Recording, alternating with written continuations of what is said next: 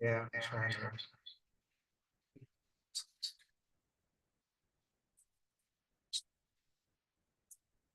Oh, I was forgetting something.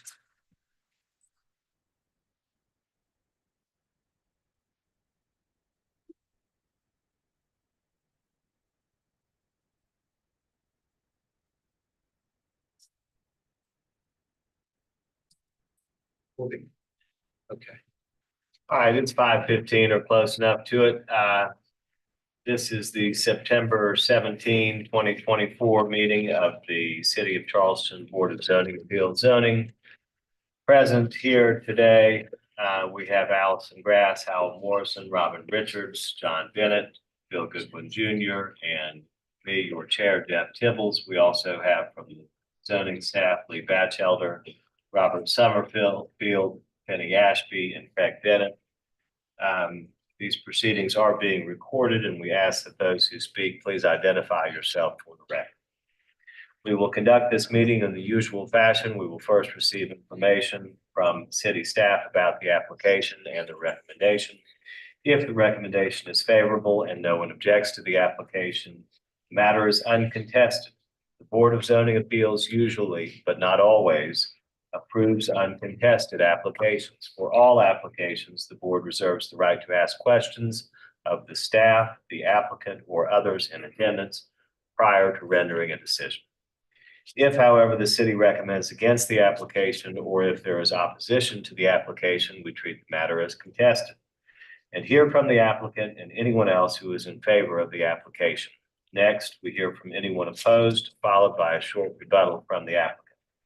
We then close the public hearing portion of the meeting for that particular application and open discussion to the Board of Zoning Appeals members only. We will then make a decision to approve with conditions, or deny the application. The Board of Zoning Appeals zoning has the authority to do three things. Number one, hear appeals to decisions of the zoning administrator.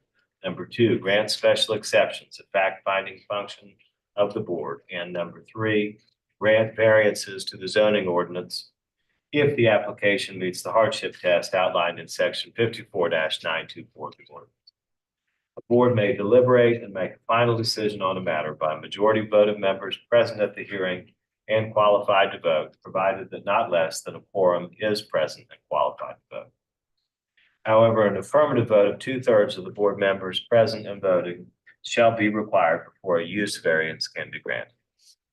For a variance to be granted, the Board of Zoning Appeals must make the following findings. A, that there are extraordinary and exceptional conditions pertaining to the particular piece of property. B, these conditions do not generally apply to other property in the vicinity.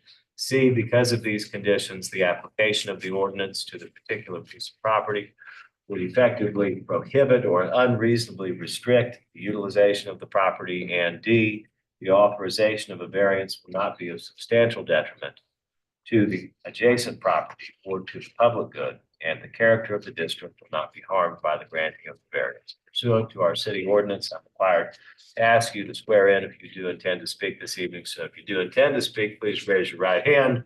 Do you swear to tell the truth, the whole truth, and nothing but the truth? You'll signify by saying, I do. I do. Thank you.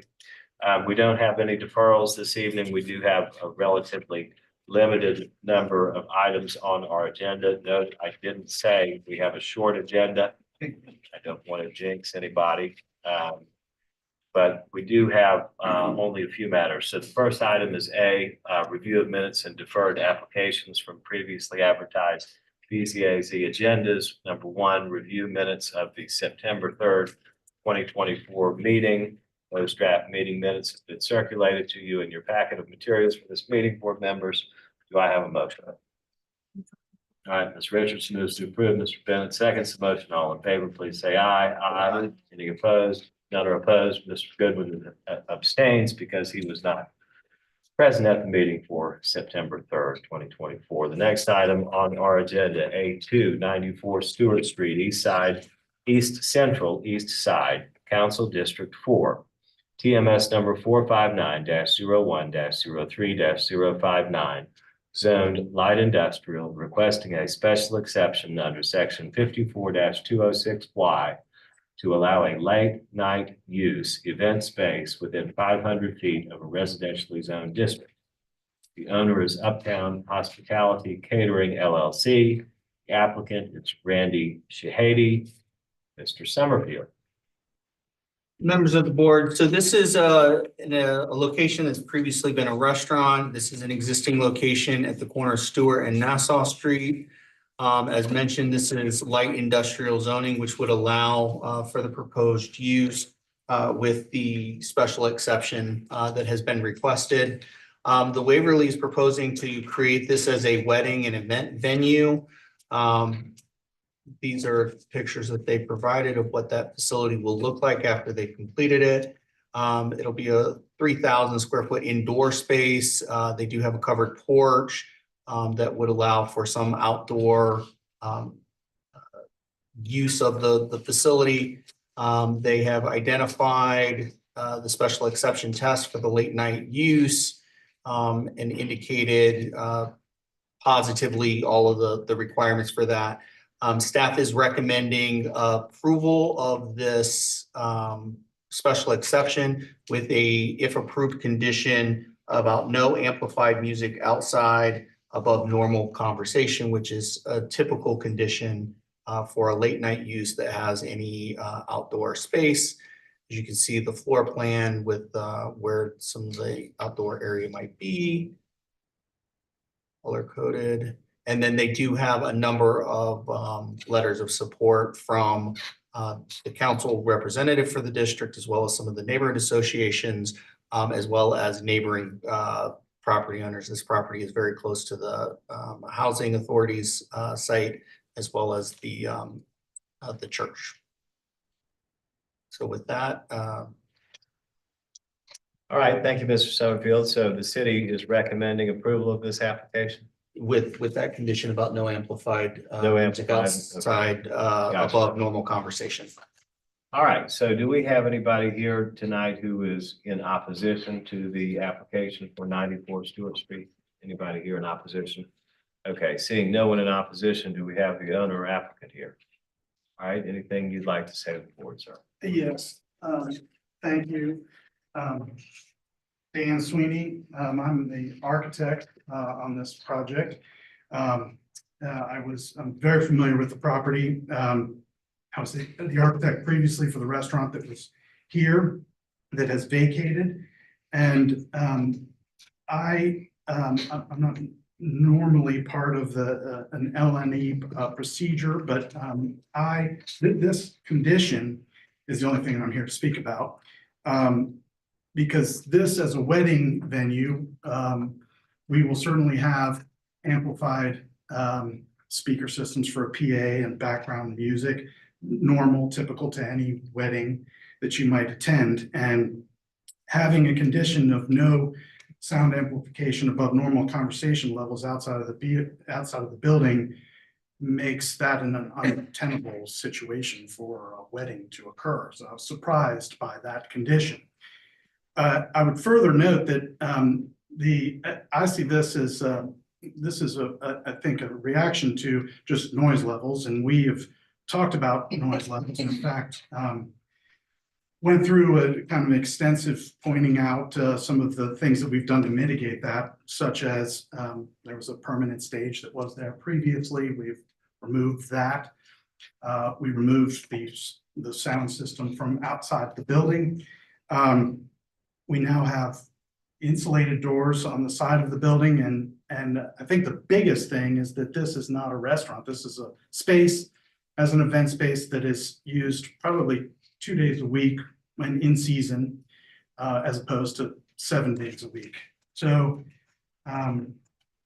all of the letters that are there, from the neighborhood association to the neighbors, the housing authority, all understand what the hours of operation are potentially to be, and have no issue with it. So the sole issue for us is just sound amplification above normal conversation levels outside the building.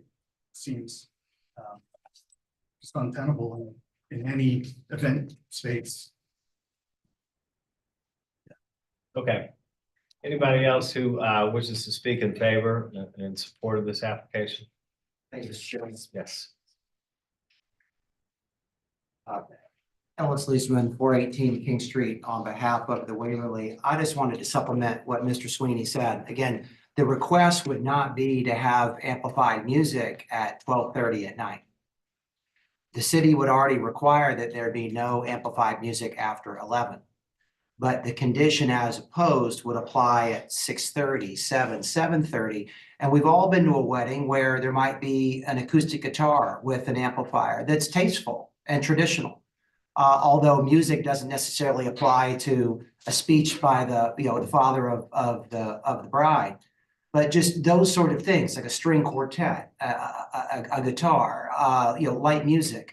Again, the city, both under the LNE ordinance, has a very strict set of conditions that if you don't follow them, your LNE is going to get pulled.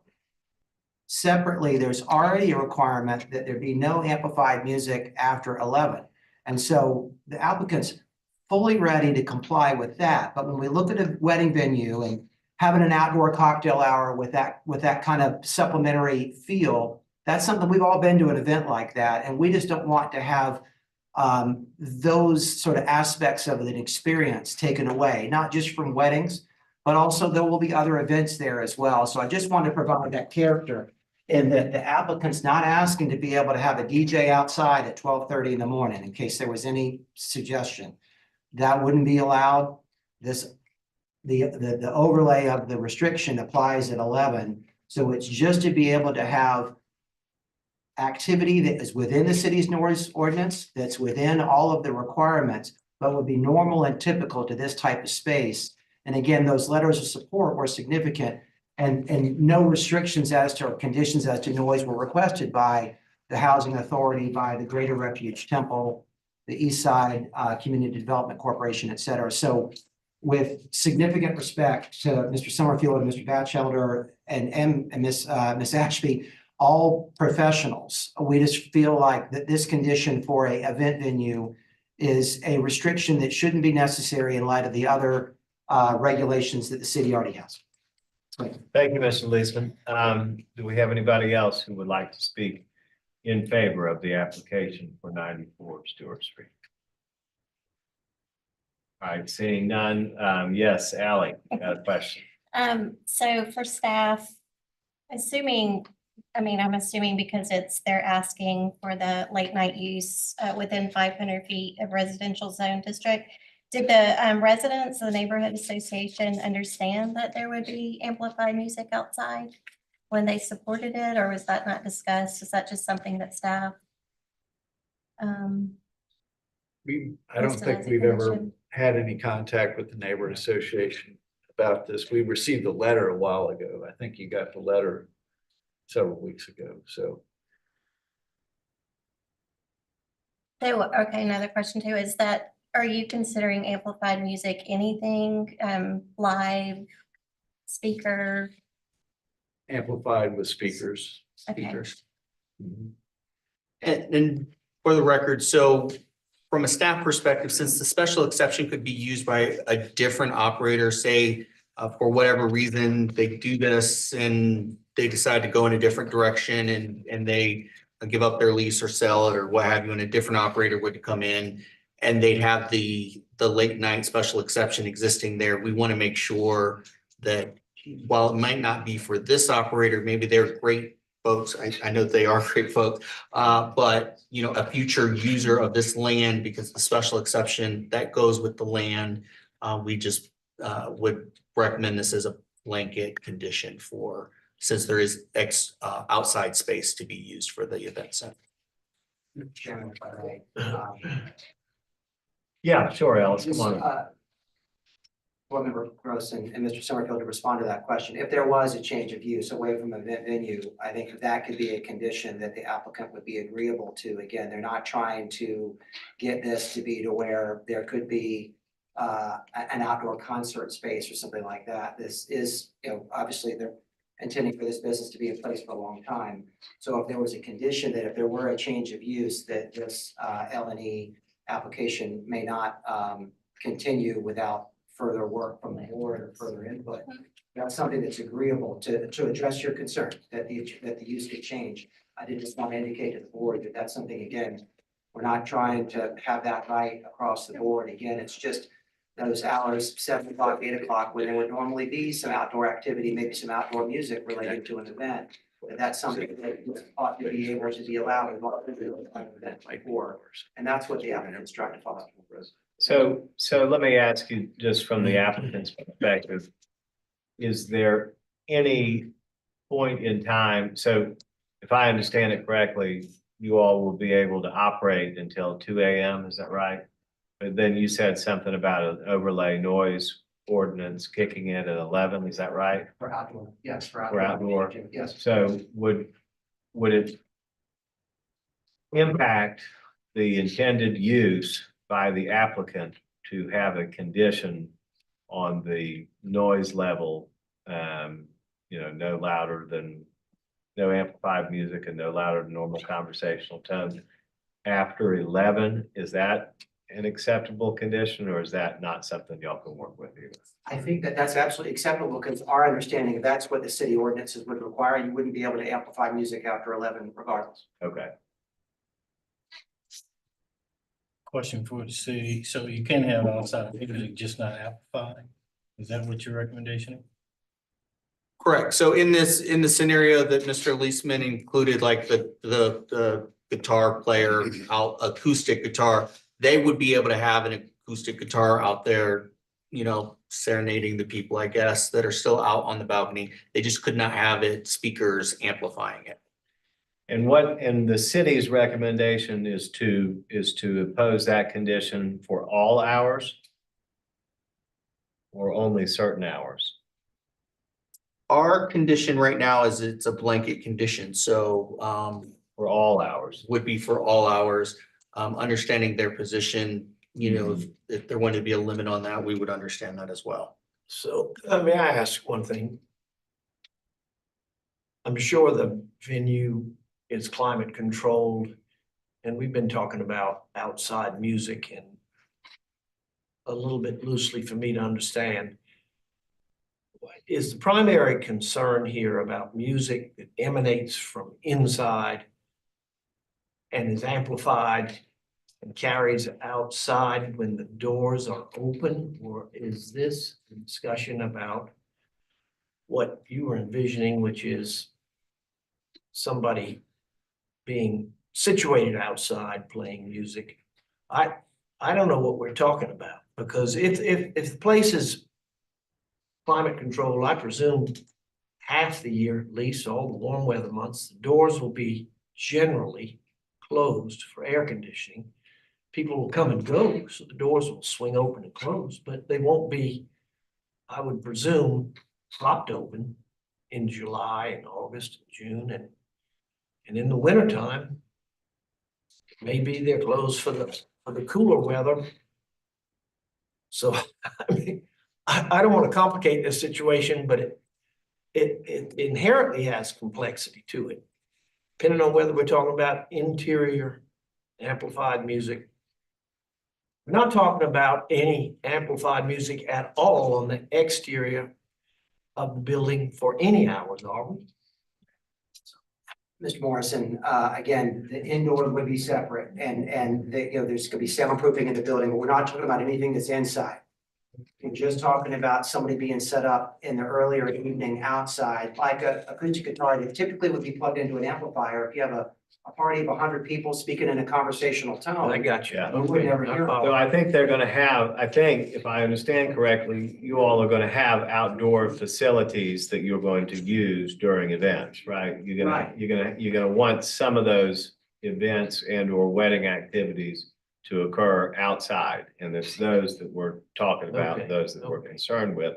And so I guess the question is whether or not to limit those sound levels at all times, which to me would seem a little bit inconsistent with the use for a wedding and event venue, or to restrict those sound levels to 11 p.m. and later. And I note for the record that there are letters of support in here indicating support for the venue is staying open until 2 AM. And I don't see any indication in those letters saying, but so long as you keep it quiet, we're okay with it. People seem to be saying we're okay with it. So, my observation. There potentially could be, a 6-piece band outside from 6 to 11. There could potentially be a band out. Well, let me ask you this. Are there any noise ordinance that would apply to this property in the absence of this condition? Yes, as mentioned, the LNE permit ordinance, which is what I was trying to look up, does require, although I'm trying to verify whether the language is no outside or that you have to close all the doors and windows. Seems like it leaves a loophole about speakers still being outside, but I mean, you're obviously Yeah. probably more versed in it than anyone else in the room, Sure, so. both requirements, and then the standards, Richards, the standards from the typical noise ordinance would apply. And so anything that would normally be applied and that the city has deemed would be too much noise, fully applicable the full hours of the day. But even something that would not be objectionable under the noise ordinance is what this condition would capture at all hours of the day, which would just be a restriction on an event venue that, we're in Charleston, let's enjoy the outdoors responsibly and appropriately. And again, as the chairman noted, the housing authority, which controls them, those are the residences that are close by, is the housing authority. And Council Mitchell, et cetera, there is, again, a full understanding of what they're intending to do with the operation. And the activities would be carried on in accordance with the noise ordinance, in accordance with the LNE ordinance. So there'd be nothing outside after 11. And again, it's just this idea of having a cocktail hour or something outside. Most of these things, as you mentioned, are going to go inside because there will be a party band and things like that play indoors at regular weddings. That's going to be inside. That won't be outside. Thank you. I kind of wonder, you're mentioning about the ordinance and the time being 11 PM. Is it even necessary for us to add that as a condition? And then my other comment would be something that was mentioned by Mr. Lessman, is that 11 PM, that part about 11 PM and the noise ordinance. I really don't want the neighborhood to be responsible for calling if there's noise and I don't want that to be the onus of that being placed on them. I do think that there should be some kind of provision to protect them from too much noise. Well, yeah, and I would say with respect to the condition and whether or not to impose a condition, the two things that I think the reasons why it may be useful are, number one, the consequences are greater than just receiving a citation. You may lose your zoning if you are in violation of that condition. But second of all, I think it helps to protect the very situation that you're talking about. And I think it also sends a message to both the neighborhood and to the applicant that this is going to be treated seriously. That's my thoughts. Mr. Sweeney, did you want to say something? Yeah, just, I wanted to say to, Ms. Grass and Ms. Richards' points, the previous restaurant in place for 5 years did have a stage sitting outside and was in place, it was in place for 5 years, and that has gone away and there was no noise complaints. Speaking to the previous owners, so.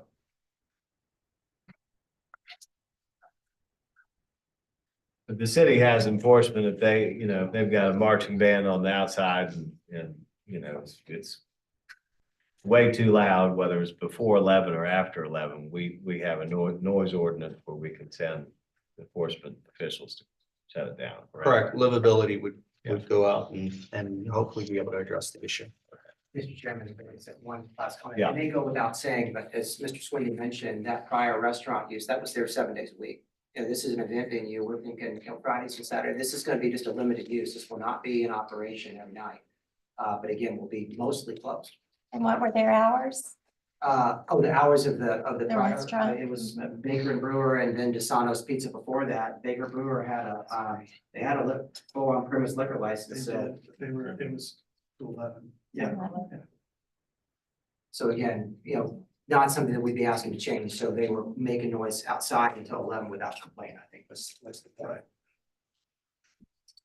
One of the main issues is that it goes along not just with you all, it's gonna go along forever.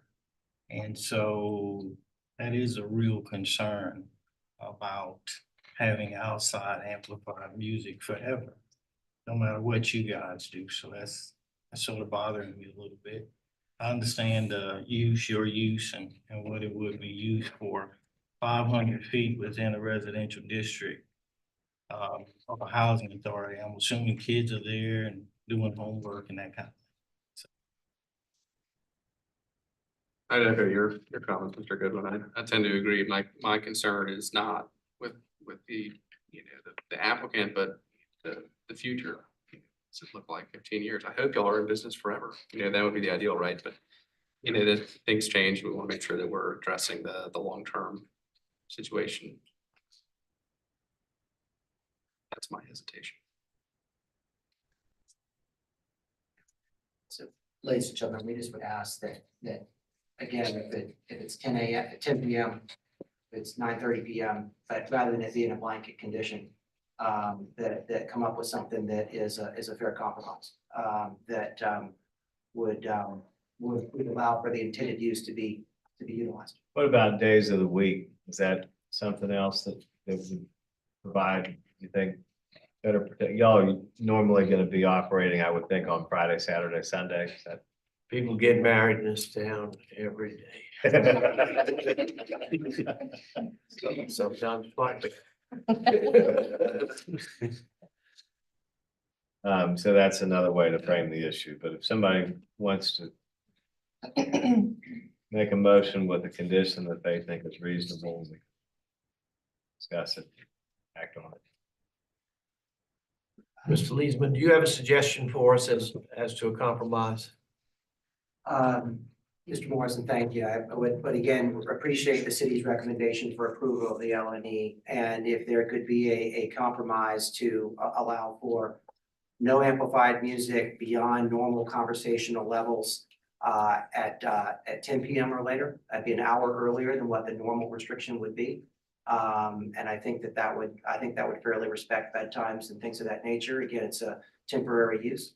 In terms of it's only occasional in terms of nights per week. That would be our request, Mr. Moore. Thank you. I like the compromise suggestion myself. Okay, so we'll go ahead and make the motion. Anybody else Second. like it? Okay, well, so let's make the motion. Mr. Morrison, you gonna move? I think you've got a second already, so things are looking good. I'm scared to try to say this, so complicated. But as Mr. Leesman suggested, the motion would be to approve with the condition that there's no amplified music after 10. So Every day of the week? now, I'm open to suggestions on days of the week, but I've got a feeling this venue is successful. They're gonna be thinking about business Wednesdays through Saturday nights. And I don't know how to go about dealing with that.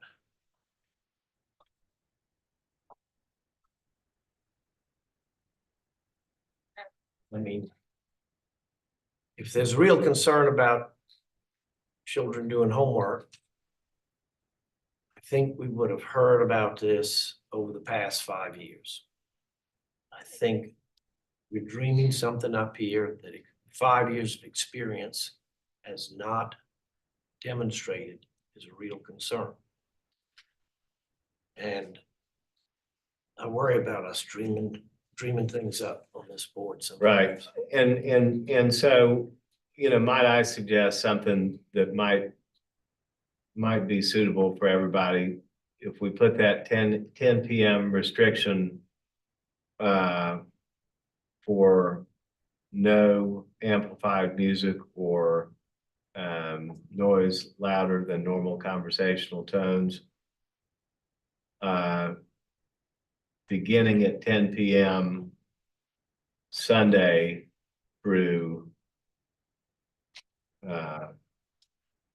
Sunday, Monday, Tuesday, Wednesday, and Thursday, and then just Friday and Saturday, allow the ordinance to be the governance. Till 11. Yeah. It'd be agreeable to me. All right, so let's make sure we've got the motion stated correctly. The motion is for approval on the condition that there will be no amplified music or music louder than normal conversational tones outdoors past 10 PM on Sunday, Monday, Tuesday, Wednesday, and Thursday. Is that correct? That's the Right. motion. Outside, do you have to specify? Like, Or doesn't that matter? Outdoors. Yeah, past. Outdoors. And seconded. Okay. Mr. Bennett seconds the motion. Do we have any further discussion, Yes, questions? but you don't have Yes. to put, we're not gonna put the 11 PM on Friday and Saturday because it's We're gonna already. in allow the there. ordinance So to it's already there. control, it's already there. We'll allow the ordinance to control, we'll make sure that they don't have that outdoor noise past 10 PM on any other night of the week. Well, but Sound like I you did, want to say something? I do. Okay, I did, I appreciated your comment though about that if we include the 11 PM Mhm. in as a condition, part of the condition, okay, then it provides some additional. okay. So would you like to go ahead and make the condition say that it'll be 11 that I would condition will not kick know. in at 11 PM on Friday and Saturday night? Are you okay with that? I'm agreeable. Okay. Mr. Great. Bennett, you okay with that as Yes. well? Okay, Okay. everybody know what we're voting on?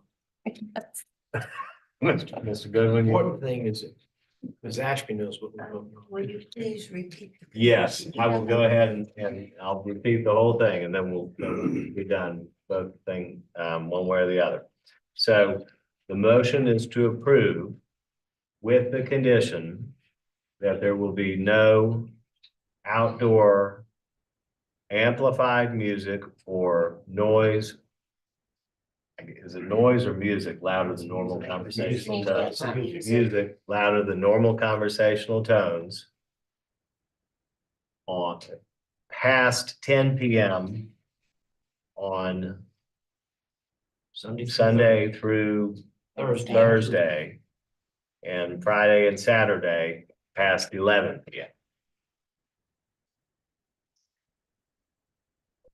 All right, Thank you. all right. All in favor, please say aye. Aye. Any opposed?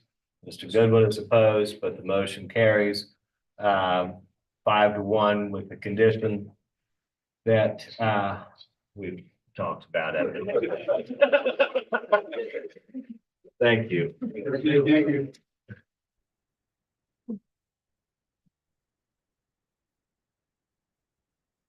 All right, the next item on our agenda, section B, new applications, number 1, 247 Congress Street.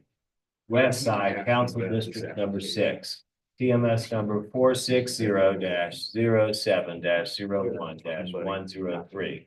Zone DR2F, requesting a use variance from section 54-203 to allow expansion of a mercantile restaurant use in a residential zoning district by increasing retail floor area to 345 square feet from 295 square feet and increasing interior restaurant patron use area to 940 square feet from 747 square feet with no change to previously approved operating hours, 7 AM to 10 PM.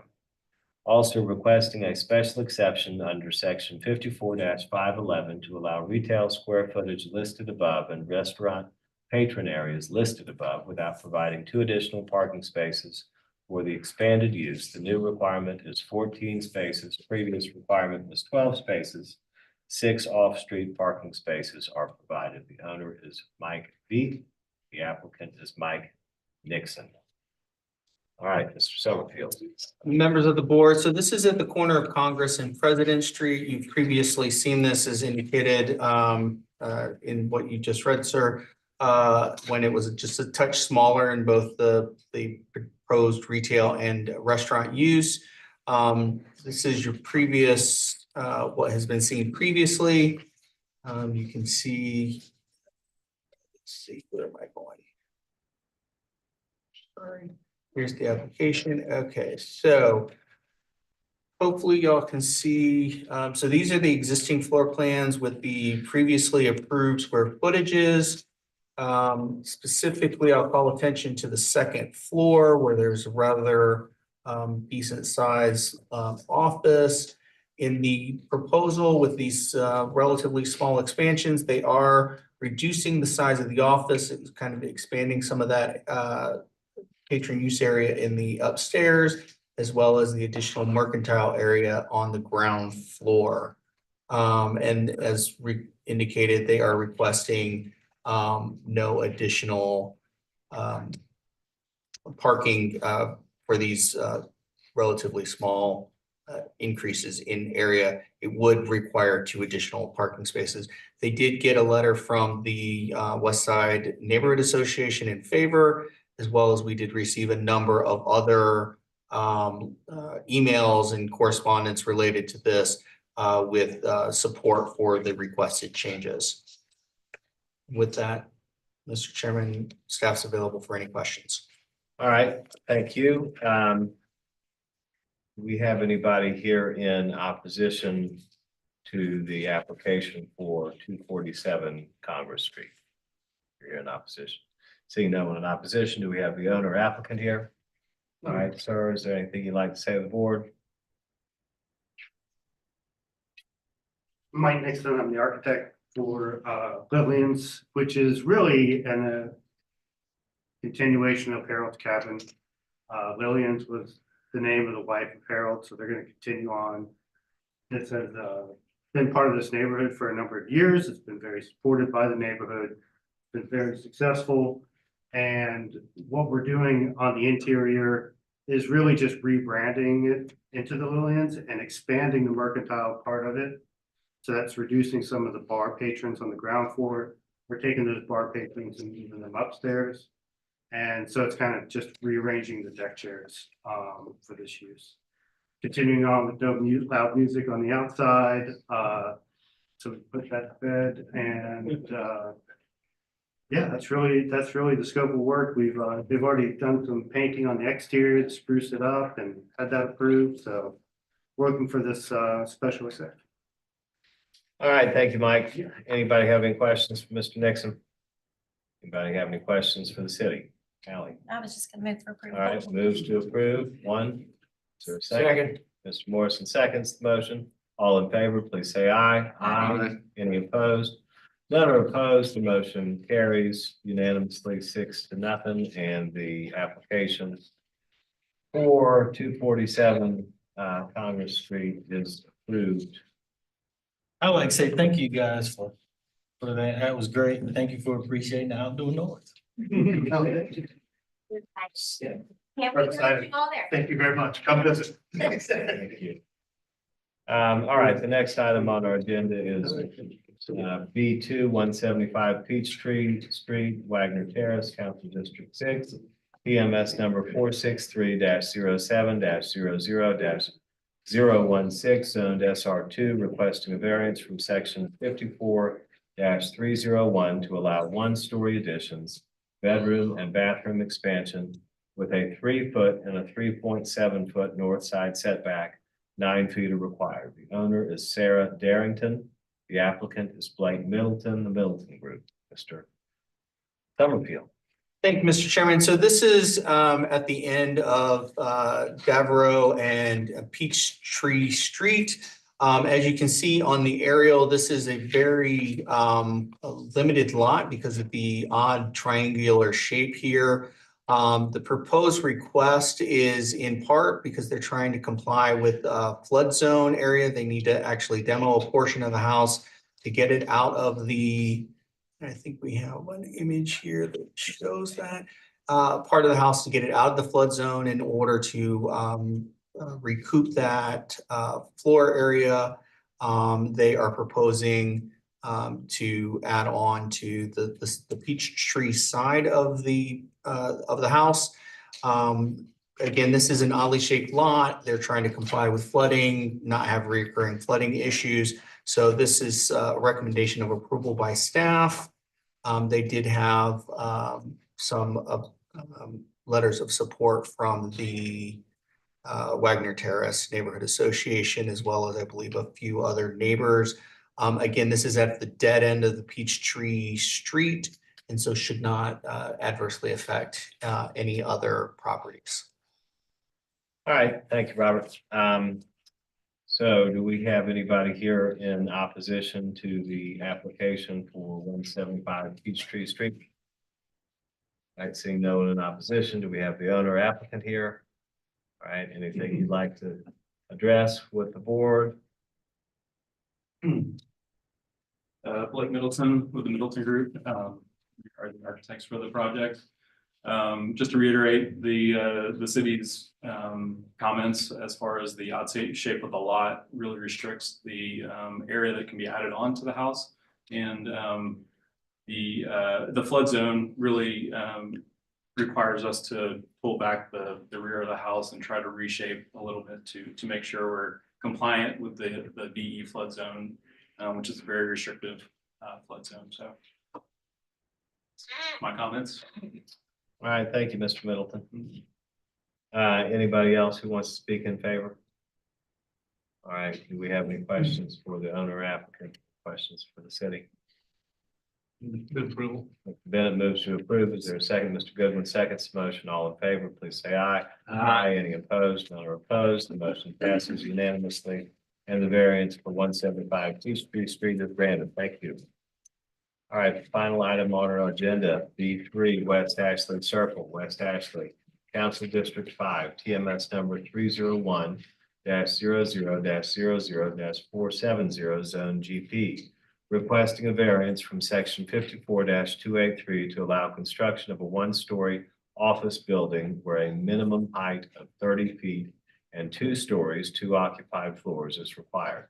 Restrictive covenants on this property states that any building constructed on an outparcel shall not exceed 22 feet in height as measured from the mean finished elevation of the parking area of Tract 1. The owner is Whitfield Construction Company. The applicant again is Blake Middleton, the Middleton Group. Mr. Summerfield. Thank you, Mr. Chairman. So this is on West Ashley Circle. As you can see here in the aerial, this is an odd situation where we do have a kind of a conflict between covenants that were recorded against the property that limit the building height. Again, assuming it's to maintain some visualization into the property from the West Ashley Circle, whereas the code would require the 2 stories. The applicant is proposing, I believe, they're still proposing relatively. I'm trying to see if I had it here. They're still looking to do a building with some height to it. It's just not going to be 2 stories because they are limited by that covenant that doesn't allow them to go over 22 feet. Because of the covenant that exists, staff is recommending approval for this variance. All right, thank you, sir. Anybody in opposition to the application for the variance for West Ashley Circle? All right, seeing no one in opposition, do we have the owner applicant? All right. Talk about this one too. Yes, quickly. All right. It is an out parcel to the Walmart. The site lends itself to retail. 1 story is appropriate for the site because of the retail nature of the site. So potential tenants that the owners have talked to include restaurant, dental office, and orthodontist office. And also the building design will include high roof lines and internal volumes to achieve the high massing that the zoning code is looking to achieve, so. All right, thank you, Mr. Middleton. Ms. Grass has a question for you, mate. Well, I'm not sure who it's Okay. for. I'm confused, so I want to clarify. So is it only gonna be 22 feet high? Is that? That is what the That's what the restricted covenant covenant says, okay, requires. so, but you're just saying what it typically would require if the covenant, restrictive covenant or not in place. Correct. The zoning without that covenant, creating this conflict would require it to be a two-story, Okay, but that could be 35 feet, like, so that's the difference. The zoning gives a story requirement, the covenant limits it by a certain feet. okay, And so with, again, providing that higher volumes, I think we'll get the effect that the city was looking for when it crafted the zoning without necessarily limiting their ability to build on the site. okay, thank you. All right, any other questions for the city or for the owner applicant? I'm just curious, is this still good for DRB as a separate thing, even if This does good. Yeah, One more level of approval to go. Yeah. I'll move for approval. All right, Mr. Bent moves to approve, Mr. Morrison seconds the motion. All in favor, please say aye. Aye. Any opposed? None are opposed. The motion passes unanimously. And the variance for West Axton Circle is granted and we should be adjourned. Thank you. Thank you.